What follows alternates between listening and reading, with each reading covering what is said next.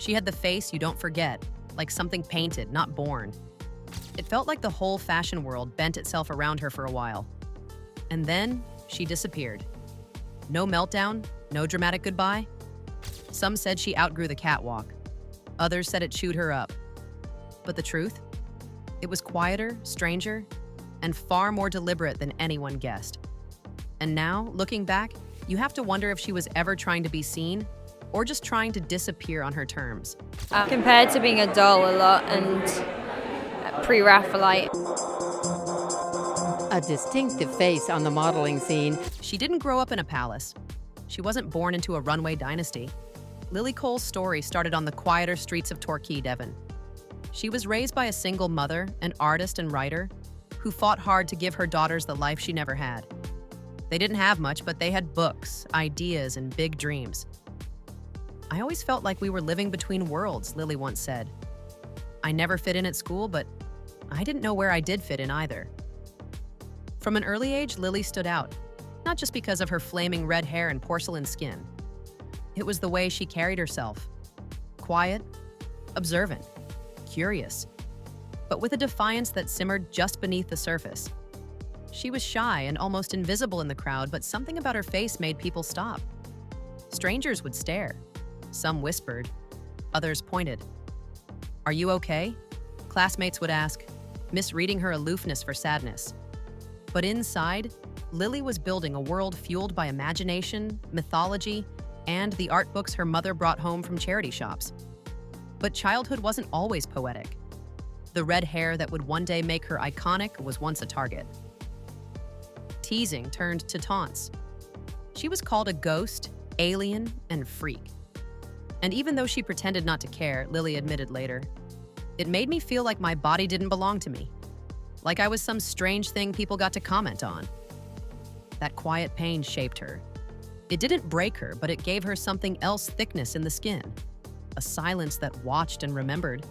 I was in Soho at night with some friends, and a guy who I'm still friends with, who worked at my agency, just kind of ran after us, and the story always gets told that I was eating a burger, but I was actually vegetarian. I was just standing outside a burger shop. But The break came when she wasn't looking for it. A scout spotted her when she was just 14, walking through Soho after school. He didn't see a child. He saw something surreal, timeless. It was like a face from a painting, he'd later say. But Lily didn't jump at the offer. Modeling had never crossed her mind. She wanted to be a writer, maybe an actress. But the offer lingered, not because she wanted fame, but because, for the first time, someone outside her world saw something more in her. At only 16, Lily was named Model of the Year at the British Fashion Awards. Since then, she's gained worldwide exposure, landing coveted editorial spots and lucrative campaigns. Still, it wasn't an easy yes. Her mother was skeptical. Lily was hesitant. But that call, that moment in Soho, planted a seed. And even though she didn't know it yet, the fashion world was about to meet a girl who didn't follow its rules. And she would test its limits from the very beginning. I signed my agency nearly 2 years ago, but then I went into the main board last year.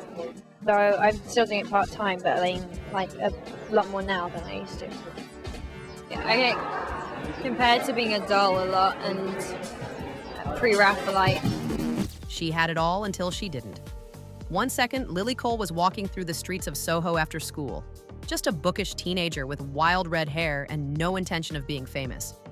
The next, she was being flown to Paris, styled by fashion royalty, staring down the camera lens for British Vogue. It happened fast, too fast. One casting led to another, then a whirlwind of fittings, flights, and flashing lights. By 16, she wasn't just modeling. She was defining the look of a generation. That alien beauty, porcelain skin, hypnotic eyes, and flaming hair weren't like anything the industry had seen. She wasn't commercial. She wasn't conventional. She was art. Designers like Alexander McQueen and Jean-Paul Gaultier didn't just want her on their runways. They built collections around her. Karl Lagerfeld called her the future of fashion. She walked in Paris, Milan, and New York, back-to-back shows, and got no sleep. 12 looks a day.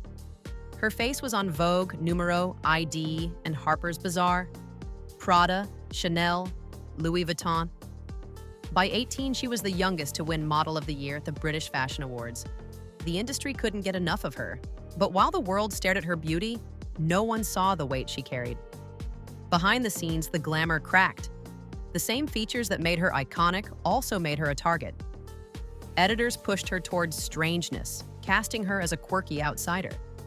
Agencies told her to stay thin, thinner. She was poked, painted, and pinned into impossible outfits at photo shoots without breathing time. "Sometimes you don't even feel like a person," she said later. "You're just a hanger for someone else's idea." And then came the backlash. Anonymous blogs and fashion forums questioned if she was too weird to be a real supermodel. Tabloids picked apart her every appearance, her weight, smile, and silence. Her face was her brand, but it was also her prison. Lily, the introvert, was shoved into a life that demanded constant performance. There wasn't one single breaking point. It was 1,000 small cuts. The fatigue, the loneliness, the pressure to be perfect at all times.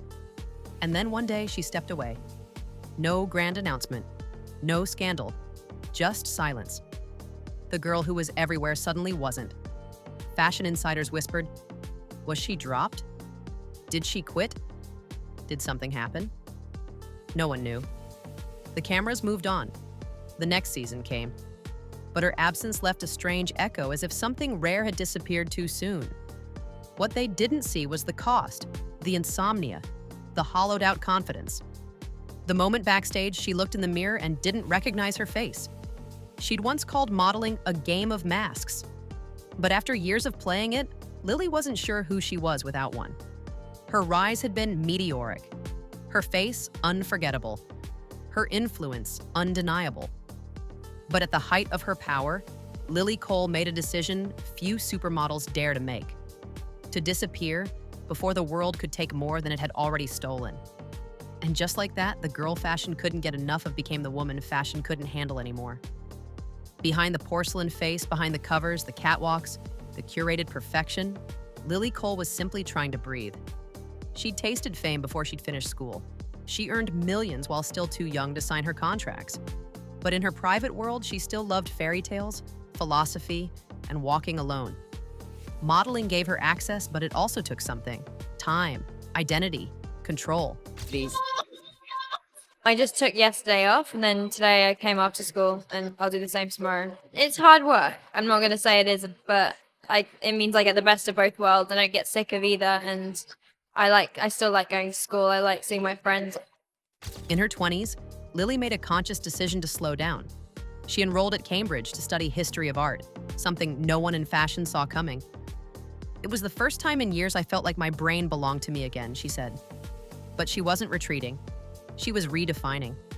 She acted in the Imaginarium of Dr. Parnassus, St. Trinian's, and Snow White and the Huntsman, carving space outside the fashion bubble.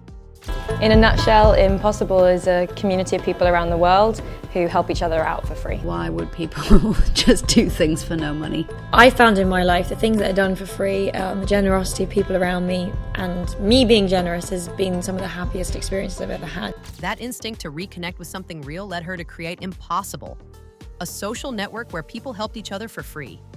No likes, no clout, just kindness. "I wanted to build something based on giving, not getting," she said. It wasn't a business move, it was her rebellion. In 2021, she came out as queer. Not with a headline, but a whisper of truth. "I feel the love I have experienced in my life has come from both men and women." There was no performance in it, just honesty, and then came Wild. Her daughter, her anchor. Lily rarely shares photos and seldom speaks about motherhood, but when she does, it's clear this is what matters now. Not being seen, but being present. Not approval, but peace. But even as she rebuilt, something stayed broken. The world that once celebrated her beauty had also tried to control her, name her, own her. Walking away wasn't a weakness, it was survival. And maybe the real question isn't where Lily Cole went, but what if she was never who we thought she was at all? Let us know in the comments.